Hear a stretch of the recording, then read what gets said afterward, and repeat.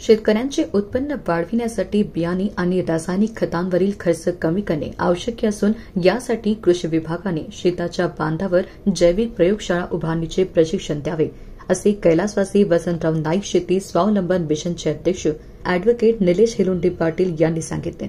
जिल्हाधिकारी कार्यालयात विविध शासकीय विभागांच्या आढावा सभेत ते बोलत होते। शेतकऱ्यांना घरीच बीज प्रक्रिया, जैविक खते आणि कीड नियंत्रक सापळे निर्मितीचे प्रशिक्षण देण्याच्या सूचनाही त्यांनी दिल्या। तसेच दुग्ध व्यवसायाला चालना देण्यासाठी गायरान जमिनीवर चारा लागवड करण्याचा प्रस्ताव मांडला।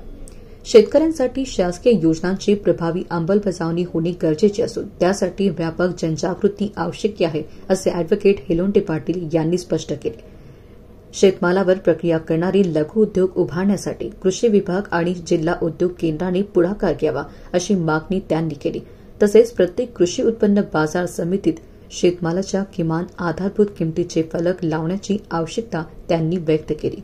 ग्रामीण भागातील विद्यार्थ्यांसाठी स्पर्धा परीक्षा, वाचनालय आणि खेळाच्या मैदानांची सुविधा उपलब्ध करून देण्याबाबतही त्यांनी भर दिला।